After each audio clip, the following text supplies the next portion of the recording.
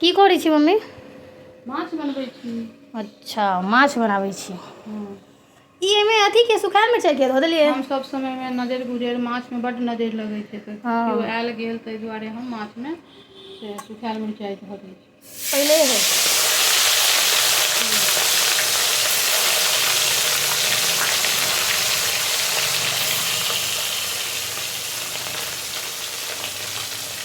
Mummy Bengal के माछ के एक खासियत बताओ। बंगाल के माछ में एगो खासियत बताओ। जब माछ अपना सब बंगाल में पीने के एक खासियत की अहाँ कहू। ई खासियत है जे पीस अपना पसंद से लऽ सकै छी, मुरी नहीं होले वो को पसंद नहीं लऽ सकै छी। ई एक खासियत है, ई सब जगह नहीं होता है। और वीडियो अहाँ सब एंजॉय कर रहल छी कियाकि वीडियो में माछ है, माँ वाला वीडियो सब अहाँ सब बहुत पसंद करै छियै, हमरा बुझल है। तऽ माछ देखियो है धोआ के एमे नून हरैद सब धऽ के अपन तरा रहल छै। साथ ही अपना सब संगे मसाला रेडी करबै और मसाला के खासियत सबसे बड़का के माछ में छै जे मसाला मम्मी उसनल रहलखिन है, जते खड़ा मसाला छै सबके उसैन के और एमे टमाटर के छिलका हटा लै छै, प्याज सबके तऽ छिलका हटाले छलैया।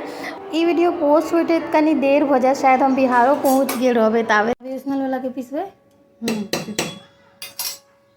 एमे एखन सरसों खाली बाकी मसाला के साथ प्याज लहसुन टमाटर और अथी धनिया सब जीरा धनिया सब गोटा गोटा। अगर गोटा अहाँ लग नहीं है तो अहाँ गुड़ो दऽ के उबालि सकै छी। ऐसे सबसे बड़का फायदा ई होइ छै जे मसाला सबटा फूलि जाइ छै, एकदम टेस्ट पूरा टेस्ट ऑब्जर्व करते। टमाटर के छिलका हटा दे। ई सब बेसी यदि अहाँ के कोनो काज प्रयोजन है, बेसी यदि माछ रहै छै तो ओहिमे बेसी सक्सेस पाना है।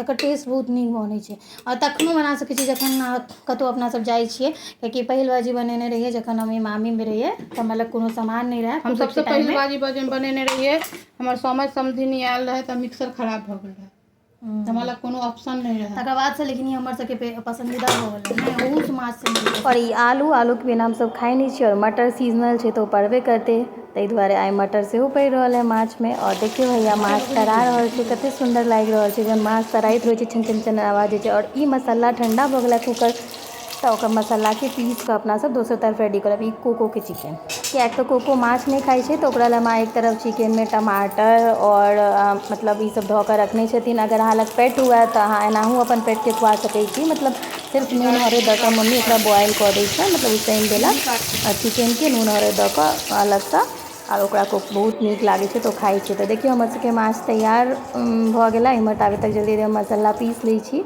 और हैया हमर मसाला सेहो तैयार भऽ गेलै, एकदम स्मूथ देखे में लागे छै पेस्ट। और इम्हर देखियो सरसों तेल जे बचल छलै ओहि में माँ देलकै एखन अहाँके 5 फोरन, संगे में हींग और मिरचाई पहले से छलैया, माछ हैया राखल छै और काटल प्याज। हमहूँ मोस्टली देखैत हेबै माछ बनाबै छी तऽ काटल प्याज के फोरन दै छै तऽ कनी अलग स्वाद आबै छै नॉर्मली जे माछ बनैया ताहिसँ। तऽ हमरो नीक लागैए और हम ई माँएसँ सीखने छियै। तऽ ओकर बाद में एहिमे कनी टमाटर कोकोवला में से मम्मी काटि के रखने छलै, बचि गेल छलैया तऽ ओ खसा देलकै। काटल टमाटर मम्मी मोस्टली नहीं राखैए, वेस्ट भऽ जाइ छै ताहि दुआरे। तऽ ओकरा में तऽ आधे टमाटर आधोसँ कम पड़ै छै, मतलब कनिके चिकन रहै छै ताहि दुआरे। तऽ देखियौ हैया ई जे छै से आब मटर खसा देतै, आब भुजतै मम्मी एकरा खूब नीकसँ। अहाँ सब देखे रहल छै वीडियो के बेसी से बेसी शेयर करब, जिनका सबके सरसों से दिक्कत है हुनका सबके लेल भी बहुत नीक चीज छै, बना कऽ खा सकै छथिन। जिनका नहीं छै से डाइजेस्ट होइ छै हुनका लेल तऽ बहुत ही नीक माछ के रेसिपी है। और आब एहिमे मसाला खसा देबै, जहन हल्का सा सब चीज बुझा जेतै तब खा रंग एही में एकदम कलरफुल लागै छै ने।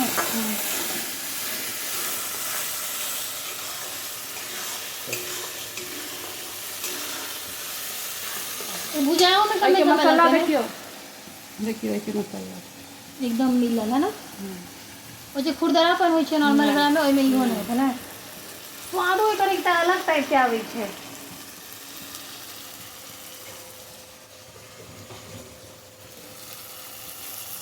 जेना सरसों के छिलका मुँह में लागल रहल, या जिनका बहुत केओ के गैस के बेसी प्रॉब्लम छै तऽ गैस में जे छै सरसों खराबी नहीं करे छै, सरसों के छिलका खराबी करे। अगर अहाँ जिनका बेसी गैस के सरसों वाला माछ खा के नहीं है तो सरसों के पीस के ओकरा अथी फेकनी कऽ के छानि लेथिन, ओ देथिन देखथिन खा कर वो नहीं खराब होते। सरसों और छकनी पर छानि कऽ आ ओकर मतलब जे मतलब छानल वाला छिलका होइ छै तकरा फेंक देबऽके छै और सरसों के जे पानि वाला रहै छै ओकरा यूज कऽ सकै छै। मसाला तो एना है बहुत खराब चीज। ई तऽ बहुत नीक आइडिया भेलै, जकरा सरसों बहुत दिक्कत छै लेकिन सरसों वाला माछ खायके मोन होइ छै तकरा लेल तऽ मस्त। और ई सनराइजके माछेर झोल जे छै मोस्टली बंगालमे भेटै छै, शायद बाहरो भेटैत तऽ हमरा आइडिया नहीं, हमरा तऽ बिहारमे नहीं भेटला कहियो।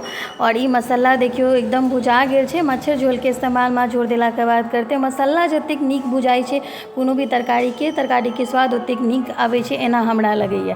तऽ आब देखियो भऽ गेलै, मम्मी धीरे धीरे कऽ कऽ एहिमे झोर देतै। तऽ पानि 5 बाटीके बराबर मम्मी दऽ रहल छै कियाकि हमसब 4 गोटासँ छियै और जे छै से 5 बाटी कनि हमरा राइतो लए बचतै ताहि लेल। और साथे आलू एहिमे एखन जे छै से खसा देलकै मम्मी कियाकि आलू सिद्ध हुअऽमे टाइम लागै छै, माछ तऽ उतारा बेरमे खसायल जाइ छै। और देखियो हैया माछर झोर मसाला दऽ कऽ एकरा खूब नीकसँ खोलऽ देबै ई कोको चिकन। और माछ तैयार भऽ गेलै। वीडियो नीक लागल शेयर करब। जय मिथिला।